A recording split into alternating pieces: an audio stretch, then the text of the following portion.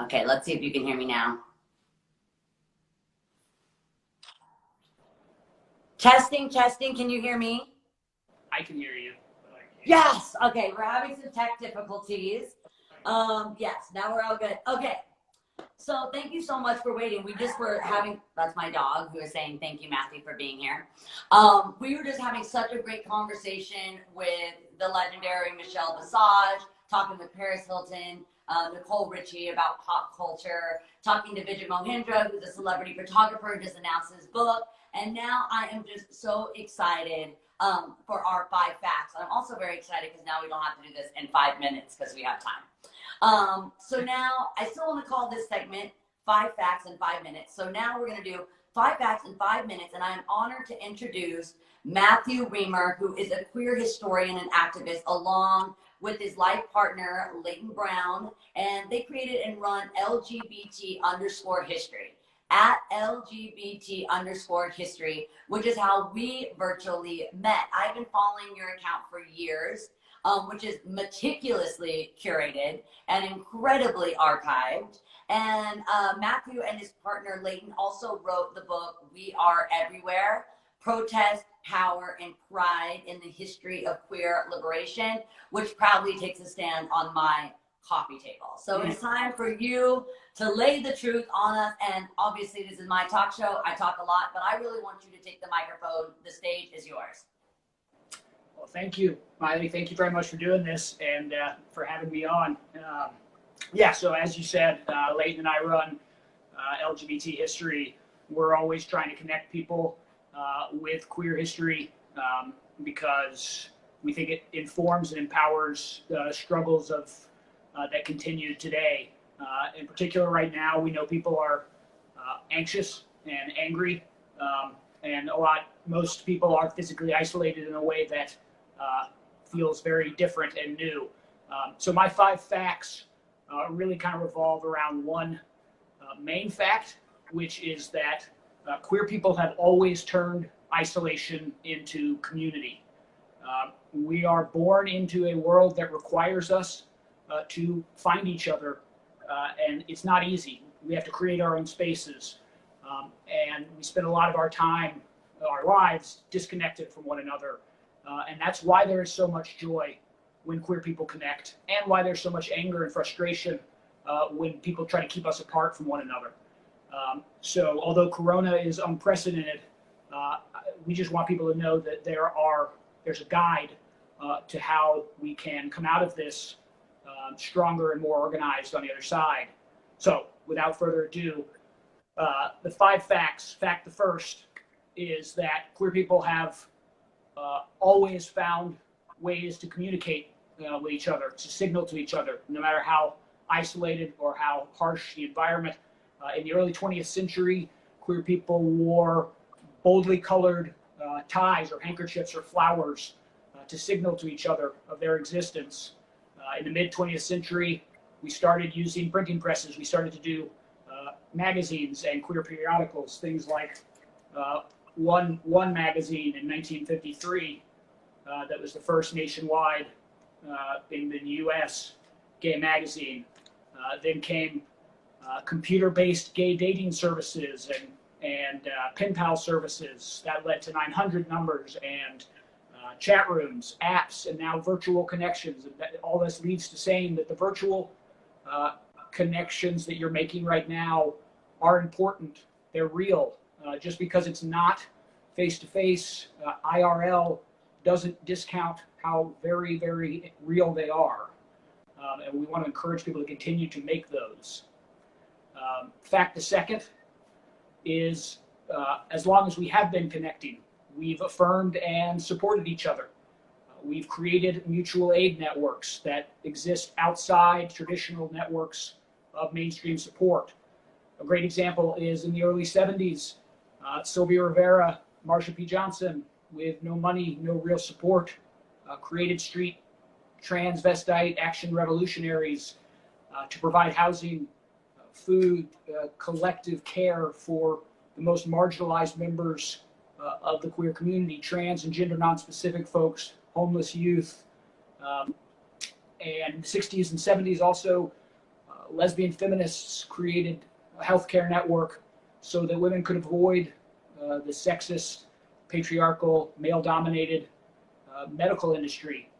And that informed what happened with the AIDS epidemic when we had to create these huge collective care networks that included not only medicine, but also companionship, delivering food, financial support, and just being there for one another. Fact the third, we've always created and kept records of our own existence in these times of struggle. So I just want to say to all the queer people watching, whether you're conscious of it or not, you as a queer person see the world in a unique and beautiful and different way than the rest of the world. And right now, in this bizarre time, the way you're experiencing this needs to be recorded and kept so that later on your vision can shed light for others. So keeping a journal like trans icon Lou Sullivan, writing articles like lesbian icon Jean Cordova, writing letters like gay forefather Frank Kameny, making art like Leonardo da Vinci, Gluck, Keith Haring, Sylvester, Miley Cyrus, keeping video diaries like visual artist Ray Navarro. It's what David Lajarnowitz called leaving records of your existence. Just if you can, do something to make a memory of what you're experiencing right now. I love that so much. I think that is so important and something that can really speak to. We've been talking a lot about writing down, journaling at this time, putting our emotions into color. I love what you said about, putting flowers or scarves. And that's why I made my set rainbows, to project light and color and, vibrance at this time that can really feel kind of dark and dull around me. So I love your idea of making your mark. I think that's something that's always been just crucial in my life, that I wanted to make my mark. I wanted to make a stand. So I want to encourage my fans on their interpretation of making your mark. Yeah. And if that's with drawing or creating sculpture or photography or writing a song or just journaling today, I would love to encourage my fans to tag me in that so I can post it on my stories, and then also tag at LGBT_history, because I would love for you to get to see how the fans take these facts and turn it into something physical that we can enjoy. Right. And it lives on, and that's the thing that we've discovered, that through history and archiving, that it doesn't have to be, it doesn't have to be huge. You don't have to be as famous as Miley Cyrus. You don't have to be as whatever. Like you might feel small, but it sends forth ripples that lives on for a long time. And it's really important. Yeah. So, fact the fourth. We have always held government officials accountable, and it's really important that we keep that in mind as we go forward. In the decade, at least 5 years before Stonewall, queer organizers, gay and lesbian organizers like Frank Kameny and Barbara Giddings were deluging federal, state, local officials with phone calls and letters, and then ultimately picketing outside the White House in 1965, helping to create the tactics that in the post-Stonewall era became known as the ZAP, with the Gay Activist Alliance in New York, where they would, in public, seek out and embarrass public officials by demanding answers to questions. That in turn it helped shape how ACT UP, AIDS Coalition to Unleash Power, operated. And that continued up until as recently, it still continues, but in 2015 at a Pride event in the White House, the legendary activist Ginocet Gutierrez, a trans activist icon, interrupted Barack Obama to demand the release of all LGBTQ detainees. At the time, she was treated like dirt. We all now know how right she was. It is important now more than ever that we continue to find ways to speak out and hold government officials accountable. Okay, so the final fact. There have always been queer leaders and everyday activists who allow themselves to imagine new and better realities. And connecting with those people has never been more important. So visionaries like Audre Lorde, Leslie Feinberg, James Baldwin, Frank Kameny, Jean Cordova, Pat Parker, Harry Hay, Joan Nessel. There's so many others who believe that our differences are our greatest strength, and that we can connect at the margins and change the world. It's not just about getting some rights from a broken system, but creating an entirely new system. And what we hope people are doing is not thinking about just getting back to normal for a pre-COVID America or pre-COVID world, because things weren't all that normal, but that we use this time to connect and think of something new and better. And so I want to end with the words of the incredible gay activist Vito Russo, who told a crowd at an ACT UP demonstration in May 1988 that someday the AIDS crisis will be over. Remember that. We're so busy putting out fires right now that we don't have the time to talk to each other and strategize and plan for the next wave, and the next day, the next month, and the next week, and the next year. We're going to have to find the time to do that. We have to commit ourselves to doing that. And then, after we kick the shit out of this disease, we're all going to be alive to kick the shit out of this system so that it never happens again.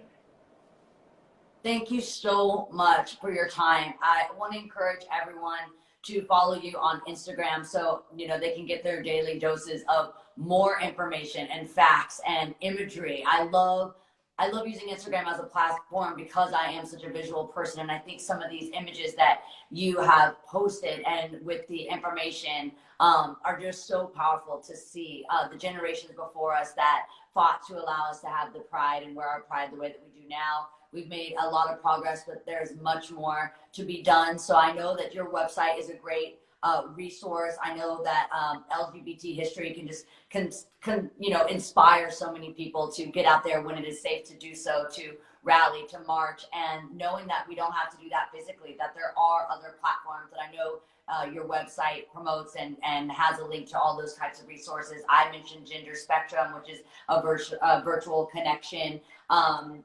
And that Happy Hippie's been able to support them over the last few years. So even though we physically cannot connect right now, that does not mean that we actually are isolated or alone or disconnected. We can communicate. Me and you may have never been able to have this conversation if it wasn't for the time. So I like what you said about let's not go back to the pre-COVID-19 world.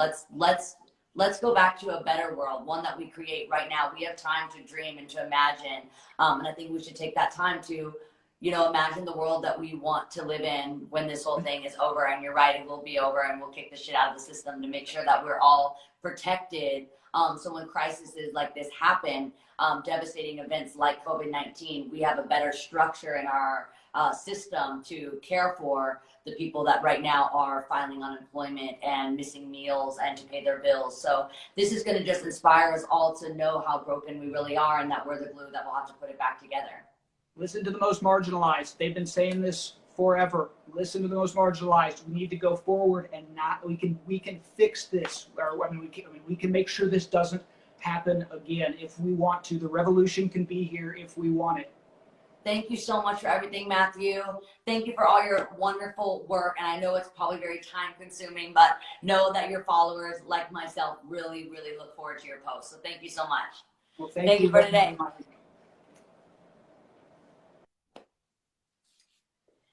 All right. Well, that was such an incredible episode. I feel so inspired. Thank you guys for tuning in another day to Bright Minded Live with Miley. I just want to thank everyone that's been tuning in daily for just inspiring me to continue to use this platform to bring some light into dark times. I'm really excited for next week. I'm not good at surprises, so I want to tell you everyone that's going to be on the show. But I'm going to keep this for myself to take into the weekend, and I just look forward to seeing you guys Monday through Friday next week at 11:30 a.m. PT through 12:30. Thank you for everything, and stay lit.